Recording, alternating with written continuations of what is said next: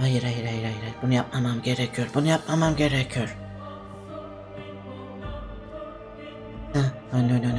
Bunu yapmamam gerekiyor dostum. Bunu yapmamam gerekiyor. Sakin olman gerek. Dayanmalısın Enes. Hayır. Hayır. O tuşa basma evlat. O tuşa basma. Dayanmalısın.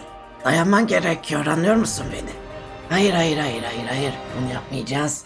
Sakin olmam gerekiyor. Şimdi farklı şeyler düşünmeliyim.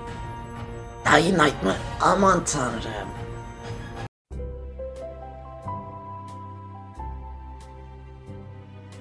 Aman tanrım, bunu yaptığına inanamıyorum. Hey lanet olsun adamım, tek yapman gereken o lanet ön sipariş tuşuna basmamaktı. Bunu neden başaramadın evlat? Dayanamadıysam demek ki. Yani biliyorsunuz zombi temasına karşı büyük bir zaafım var. Söz konusu Dying Light olunca... Dostum bu oyun enfes olmalı. Ne oldu bu Dying Light 2'ye? Dying Light 2 gönlüm hep seni arıyor. Neredesin sen diye düşündüğüm, sessizliğini uzun bir zaman sürdüren bir oyun oldu. İlk oyun grafiklerinin, atmosferinin güzelliği yanında oyunculara gerçekten oldukça güzel, etkileyici ve keyifli bir oynanış sunuyordu. Eğer kanalımda Dying Light incelememi ve oyuna dair hazırladığım videolarımı izlediyseniz bu oyuna karşı büyük bir sevgi, büyük bir tutkuyla oynayıp oynarken mutluluk duyduğumu görebilirsiniz. Dilerseniz şu yukarıdaki karttan incelemeye ulaşabilirsiniz. Zombi oyunu oynarken mutluluk duymak da nasıl bir şeyse artık. Neyse efendim, konumuza geçelim. Ben şahsen büyük beklenti içerisinde olmadan beklentimi dengede tutmaya çalışıyorum. Önceki oyunu çok keyif alarak oynadım. Yeni oyundan da az çok ne bekleyeceğimi, neler hissedeceğimi biliyorum. Çok büyük yenilikçi bir oyun olmasa da benim gibi düşünen oyuncu dostlarımızı memnun edecekmiş gibi duruyor. Umarım yanılmayız. Şunu da belirtmek istiyorum. Dying Light genel olarak çok sevilen, beğenilen bir oyun olmuştu. Ancak ara ara oyun bana hitap etmedi, oyunu pek sevmemiştim, yarım bıraktım diyen kişileri de görüyorum. Saygı duyarım elbette. Her şey herkese hitap edecek değil. Farklı düşünüyor olabilirsin. Sadece şunu demek istiyorum. Yani ilk oyundan keyif almayan oyuncu dostlarımız ikinci oyuna karşı da muhtemelen hala pek bir heyecan duymuyor olmalılar. Yani ilk oyunu sevmediyseniz ikinci oyunda da sanırım pek aradığınızı bulamayabilirsiniz. Burada ne beklediğimizi bilmek önemli. Ayrıca ilk oyunu çok seviyor olmakla birlikte mümkün olduğunca duygularımı abartmadan anlatmak istiyorum. Çünkü sizleri yanlış bir gaza getirmek istemem doğrusu. Dying Light 2'nin geliştirme sürecinde aksamalar ve hoş olmayan şeyler duyduk.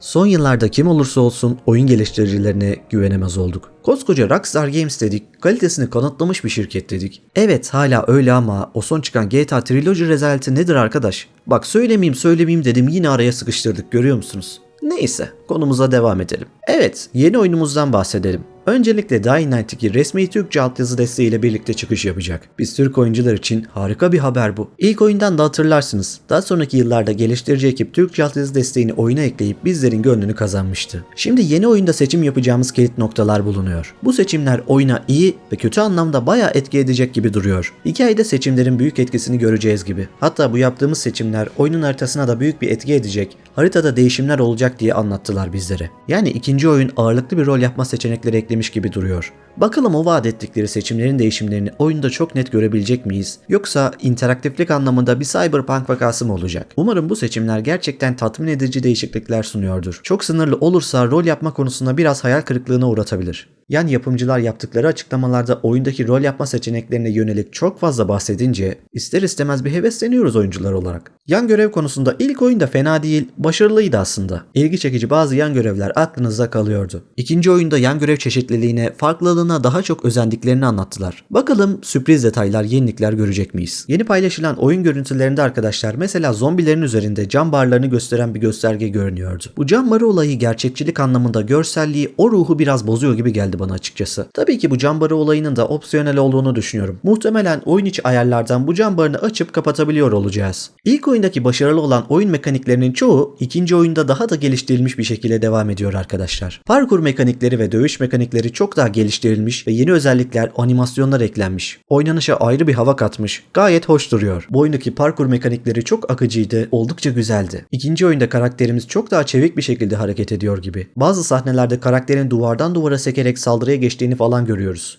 Dövüş anlarında efektif bir hava katacaktır. Parkur yapabileceğimiz alanlar çok daha uygun tasarlanmış ve çoğalmış gibi gözlemledim. İkinci oyunun haritası yüksek alanlarda geçiyor gibi daha çok. Uzun uzun binalar, parkur alanları falan, gönlümü kazandın dostum. Yakın zamanda paylaşılan görüntülerde mesela karakterimiz wingsuit tarzı bir şey kullanıyordu. Bu wingsuit'i kullanarak sizi yükseğe kaldıracak havalandırma yerleri bulunuyor. Oradan süzüle süzüle wingsuit ile uçabiliyorsunuz. Bir yerden bir yere giderken hoş bir hava katmış. Tabi bu Wingsuit'e de sanıyorum oyunun belli bir noktasına gelince sahip oluyoruzdur. Oyunun en başında bize vereceklerini pek sanmıyorum. Yani ilk oyunun üstüne eklenmiş güzel yenilikler görünüyor.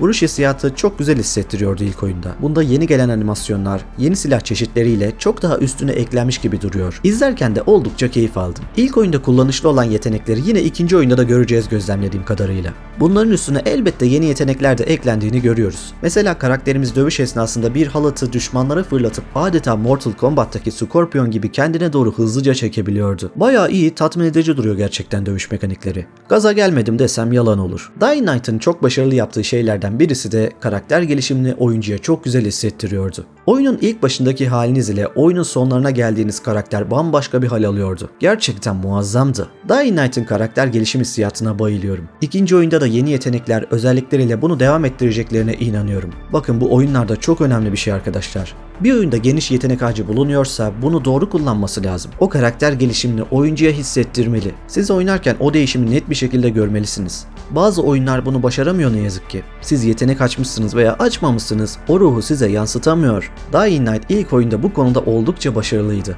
İkinci oyunlarında da daha da gelişmiş bir şekilde bunu devam ettireceklerdir umarım. Görselliğe, o dünyanın atmosferine bakacak olursak ikinci oyunun atmosferi de gayet güzel duruyor. Öyle çok üst düzey bir yeni nesil oyun izliyormuşuz gibi hissettirmiyor ama kötü bir görüntü yok tabii ki. YouTube ortamında işlenmiş görüntüleri izlediğimiz için oyunun asıl ham görüntülerini görmemiz daha sağlıklı olur elbette. Oyunu kendimiz oynadığımızda görselliğe yorum yapmak daha doğru olur diye düşünüyorum. Bunun dışında oyunun haritası, oyundaki geçen ortamlara baktığımızda çeşitlilik hakim gibi görünüyor. Böyle üst tarzı düşmanların farklı bölgeleri bulunuyor gibi. Animasyon konusunda da ilk oyuna göre animasyon hareketleri daha geliştirilmiş, güzelleşmiş gibi geldi bana. İlk oyunda hatırlarsınız, gece gündüz döngüsü vardı. Gece olduğunda ortam ayrı bir gergin oluyordu. Geceye özel çok güçlü zombiler ortaya çıkıyordu ve gece oynamak yürek istiyordu. Şahsen elim ayağım titriyordu benim o gerginlikte. İkinci oyunda bu gece gündüz döngüsü yine devam ediyor gibi görünüyor. Ve yenilik olarak şöyle bir durum var. Mesela siz gündüz karanlık kapalı bir ortama girdiniz diyelim. Orada böyle sersemlemiş, uyuyor gibi görünen zombi sürüleriyle karşılaşabiliyorsunuz.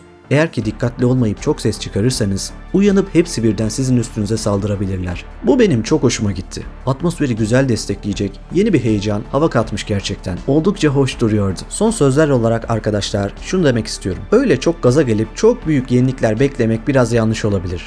Evet, anlattığım gibi bazı yenilikler eklenmiş, güzel olacağını düşünüyorum. Dying Light 2 türünde bu yapıda platform ögeleriyle desteklenmiş böyle pek bir oyun yok doğrusu.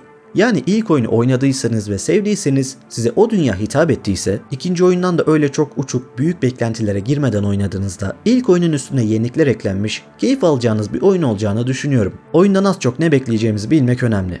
Bu başka oyunlar için de geçerli elbette. Aşırı hype yapıp gaza gelmek, son yıllarda çıkan oyunlarda gözlemliyoruz, hayal kırıklığına sürükleyebiliyor. Elbette heyecanlandığımız, hevesle beklediğimiz oyunlar olabilir. Bu gayet doğal ama o beklentiyi dengede tutmakta yarar var sevgili arkadaşlar. Şimdiden herkese keyifli oyunlar diliyorum. Umarım başarılı bir devam oyunu görebiliriz. Bu oyundan umutluyum. Bir videomuzun daha sonuna geldik. Ben Enes Gemci. Umarım videom hoşunuza gitmiştir. Kanalıma abone olarak ve videomu beğenerek beni desteklerseniz beni çok mutlu edersiniz. Farklı videolarda, farklı konularda görüşünceye dek kendinize çok iyi bakın. Görüşmek üzere, hoşça kalın.